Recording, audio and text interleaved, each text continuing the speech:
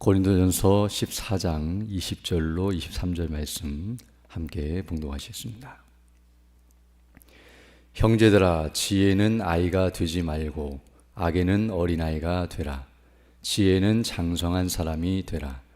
율법에 기록된 바 주께서 이르시되 내가 다른 방언을 말하는 자와 다른 입술로 이 백성에게 말할지라도 그들이 여전히 듣지 아니하리라 하였으니, 그러므로 방언은 믿는 자들을 위하지 아니하고 믿지 아니하는 자들을 위하는 표적이나 예언은 믿지 아니하는 자들을 위하지 않고 믿는 자들을 위함이니라. 그러므로 온 교회가 함께 모여 다 방언으로 말하면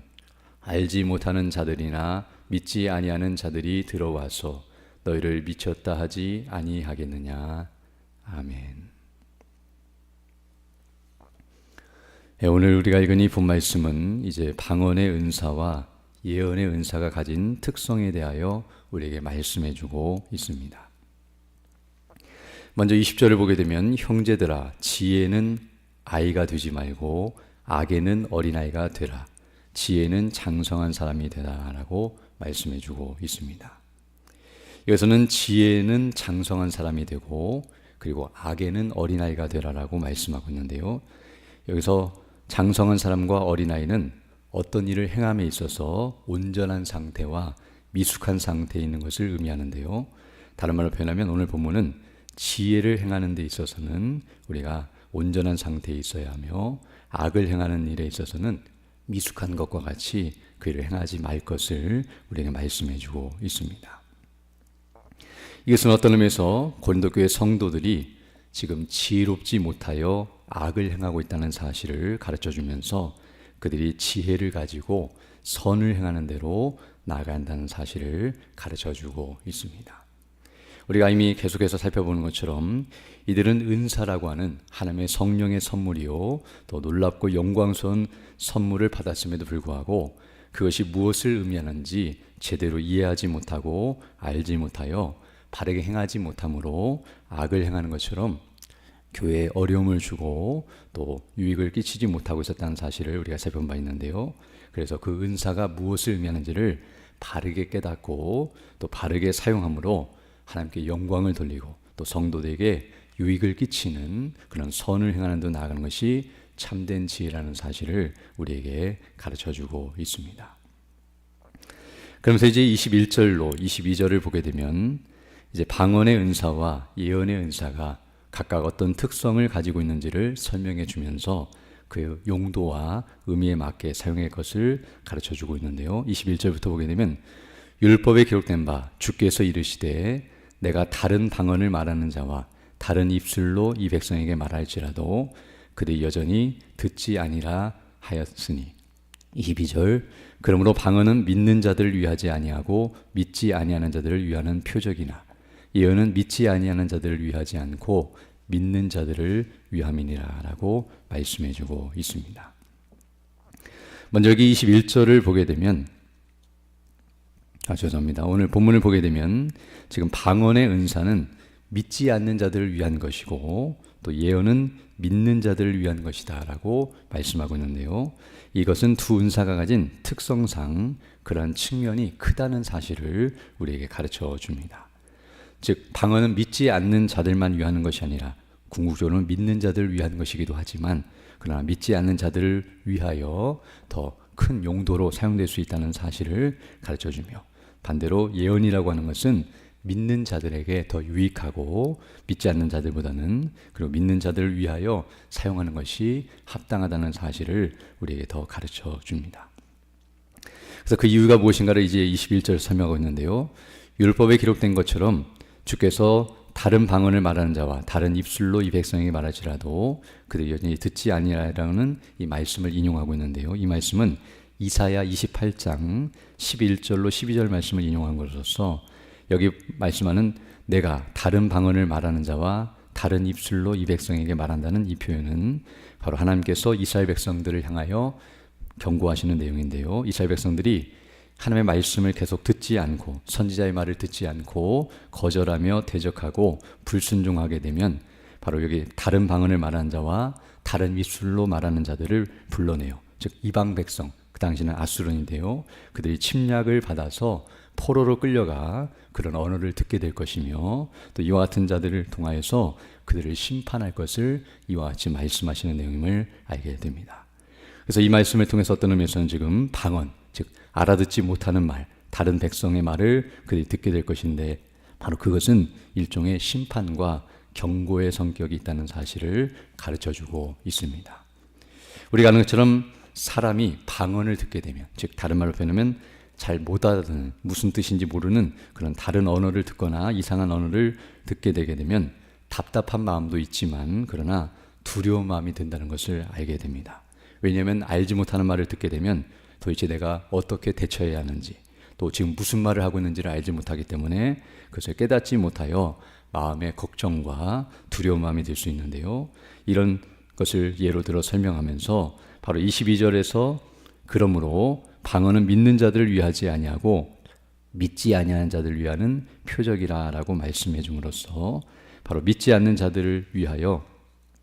어떤 의미에서 방언이라고 하는 것은 표적과 같이 그들에게 두려움과 또 여러 가지 어려움을 주는 그런 요소로 작용한다는 것을 우리에게 가르쳐주고 있습니다. 즉 방언을 하는 사람들이 방언을 하게 되면 믿지 않는 자들이 그것을 보면서 어떤 의미에서는 하나님에 대하여 의식을 하게 되고 하나님을 두려워하는 요소로 작용한다는 것을 알게 되는데요. 바로 믿는 자들이 방언을 하는 모습을 불신자들이 보게 되면 하나님의 역사가 나타나고 있다는 것을 그들이 직감하게 되고 그리고 자기들이 알아듣지는 못하지만 무엇인가를 하나님께서 말씀하신다는 것을 생각할 때에 그것이 무엇일지를 궁금해할 뿐만 아니라 그것이 자신들에게 임할 심판이라는 것을 생각하면서 두려움을 느낄 수도 있다는 것을 알게 됩니다. 따라서 어떤 의미에서 믿는 자들이 방언을 하게 되면 바로 믿지 않는 자들이 그런 것들을 보면서 충격을 받고, 왜냐하면 자기들이 알아듣지 못하는 신기한 말을 하기 때문에 자신과 뭔가 다른 존재라는 것을 의식하면서 하나님의 살아계심과 그리고 하나님께서 자신들에게 나타나시면 어떤 일이 벌어질까에 대해서 두려워 떨며 충격과 두려움과 그리고 그것이 무엇인지를 알고 싶은 궁금증을 느끼게 되면서 또 복음을 듣거나 교회로 나올 수 있는 접촉점과 기회가 될 수 있다는 사실을 우리에게 말해주고 있습니다. 그러나 믿는 자들이 방언을 하게 되고 그리고 믿지 않는 자들이 그 방언하는 모습을 보게 되면 이와 같은 의식을 느끼게 되고 또 충격을 받아서 어떤 의미에서는 하나님께 대하여 조금이라도 관심을 가질 수 있는 기회가 될 수 있다는 면을 우리에게 가르쳐주고 있습니다. 그러나 오늘 본문은 그렇다 할지라도 방언이 그런 유익한 면이 있다 할지라도 이런 방언을 무분별하게 사용해서는 안 된다는 사실, 즉 아무 데서나 아무렇게나 사용해서는 안 된다는 사실을 말해주고 있는데요. 23절을 보게 되면 방언이 이런 유익한 측면이 있다 할지라도 그것만을 고집하고 또 그것만을 사용하게 되면, 즉 모든 성도들이 방언만 말하고 그것을 항상 어느 곳에서나 사용하게 되면 도리어 무익하다는 사실 또한 가르쳐주고 있습니다. 그래서 23절 보게 되면 그러므로 온 교회가 함께 모여 다 방언으로 말하면 알지 못하는 자들이나 믿지 않은 자들이 들어와서 너희를 미쳤다 하지 아니하겠느냐라고 말해주고 있습니다. 물론 방언이 신비롭고 그리고 하나님의 비밀을 말하는 것이기 때문에 좋은 면이 있다 할지라도 모든 성도들이 모일 때마다 예배를 드릴 때마다 모든 성도들이 다 방언을 말하게 되면 그러면 하나도 스스로도 알아듣지 못하고 또 그 자리에 참석한 불신자들이나 또 이것을 알지 못하는 자들이 볼 때에 그것을 이해할 수 없기 때문에 이와 같이 처음에는 신기하여 교회로 왔다 할지라도 교회에 와서도 동일한 것을 듣게 되면 그리고 서로 알아듣지 못하고 있고 알지 못하는 모습을 보게 되면 미친 사람처럼 생각할 수밖에 없다는 것을 우리에게 말해주고 있습니다. 즉 서로 알아듣지 못하는 방언만 말하고 통역이나 또는 오늘 본문이 말한 것처럼 예언과 같은 은사를 사용하지 않는다고 한다면 그 모든 것들은 유익하지 못하다는 사실을 우리에게 가르쳐 줍니다.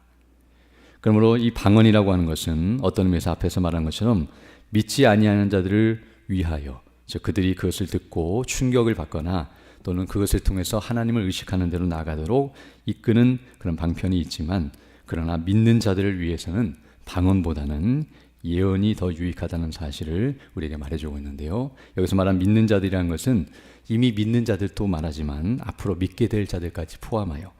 바로 하나님을 믿고 우리 주 예수 그리스도를 믿음으로 말미암아 구원을 받은 자들에게는 방언보다는 예언이 더 유익하다는 사실을 우리에게 가르쳐주고 있습니다. 왜냐하면 이제 그 뒤에 이어지는 말씀처럼 예언을 하게 되면 하나님의 뜻을 밝히 깨닫게 되고, 또 그것이 무엇을 말인지를 들으면서 책망을 받고 또 도전을 받고 위로를 받고 능력을 얻으면서 그들이 하나님을 더 경외하게 되고 회개하게 되며 돌이켜서 그 은혜를 따라 주께로 더 가까이 나가는 그런 방편이 되기 때문에, 그런 측면에서 이와 같이 알아듣지 못하는 말이 아니라 알아듣는 말로서 그에게 하는 것이 유익하다는 사실을 우리에게 가르쳐주고 있습니다. 오늘 우리는 이 말씀을 통하여 이 방언의 은사와 예언의 은사가 각각 유익한 측면도 있고 무익한 측면이 있다는 사실을 우리에게 가르쳐주면서 바로 그 특성을 잘 알고 바르게 사용해야 한다는 사실을 우리에게 가르쳐주고 있습니다. 앞서 말한 것처럼 방언이라고 하는 것도 어떤 의미에서 하나님 앞에 기도할 때에 바르게 기도하는 측면이 있고, 또 그것을 통해서 하나님과 특별한 교제와 또 은혜를 받는 그런 통로로서 사용한다고 한다면 유익하지만, 그러나 이와 같이 모두가 방언을 말하게 되면 서로 알아듣지 못하고 또 유익하지 못한 측면이 있다는 사실을 말해주면서 그에 합당하게 사용하는 것이 지혜롭고 또 선을 행하는 데로 나아가는 것이라는 것을 우리에게 가르쳐주고 있습니다. 또 예언도 마찬가지인데요, 그것을 알아들을 수 있는 사람들에게 증거하고 또 못 알아듣는다 할지라도 그 말씀을 잘 활용하고 그것을 듣도록 이끄는 대로 나아가는 것이 합당하며, 또 그 일을 바르게 사용하는 것이 지혜라는 사실 또한 우리에게 가르쳐주고 있습니다. 앞에서 은사는 몸의 지체에 비유한 바가 있는데요, 바로 지체들마다 모든 특성이 있고 그 기능과 역할이 다르기 때문에 그에 합당하게 사용하는 것이 몸 전체에 유익을 끼치는 것처럼 은사도 마찬가지로 좋다고 해서 다 사용하는 것이 의미가 있는 것이 아니라 그것을 사용하는 용도와 방식이 각각 다르기 때문에 그에 합당하게 사용하는 것이 온당한 모습이라는 것을 우리에게 가르쳐주고 있습니다. 우리가 아는 것처럼 우리 몸에 붙어있는 눈과 입을 예로 든다고 한다면, 눈은 보는 역할을 감당하고 입은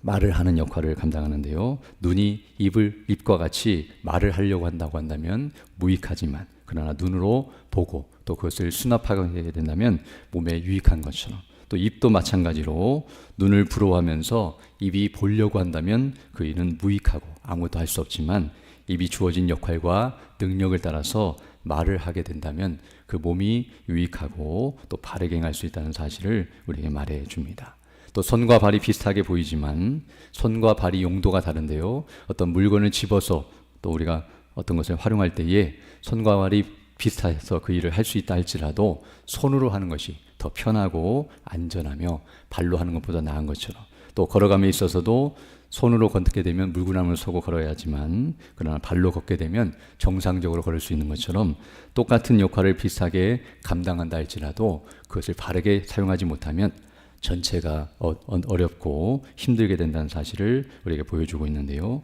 이것은 단순히 은사뿐만 아니라 우리가 가진 모든 것들을 사용함에 있어서도 그 용도와 의미와 가치를 바르게 알고 바르게 사용하는 것이 옳다는 사실을 우리에게 가르쳐 줍니다. 그러면 이 모든 것들을 바르게 이해하고 또 사용할 수 있는 지각과 총명을 달라고 간구하며 또 그것을 바르게 사용하는 그런 선을 구하는 일이 있어야 하는데요, 여기서 말하는 선은 하나님의 영광이며 교회의 덕을 세우고 성도들의 유익을 끼치는 것, 바로 이것이 참된 선임을 우리가 기억하면서 우리의 모든 것들이 바로 이와 같이 바르게 사용되어 주의 이름을 높이고 영원롭게 하는 대로 나가기를 힘쓰는 자들이 되어야 할 줄로 믿습니다. 오늘 또 우리에게 주신 은사와 또 은혜를 따라서 그렇게 믿음으로 섬겨서 정말 주의 이름을 높이고 복음을 바르게 증거하며 나가는 우리 모두 되기를 간절히 소망합니다. 함께 기도드리겠습니다. 걸어가시고 자비로우신 아버지 하나님, 감사를 드립니다. 오늘 하나님의 귀한 말씀을 통하여 정말 하나님의 뜻이 무엇인지를 분별하게 하시고 또 그 뜻을 따라 믿음으로 살아갈 수 있는 복된 하나를 우리에게 허락해 주심을 감사드립니다. 우리에게 주신 은혜와 그 영광이 무엇인지를 늘 주목하게 하시고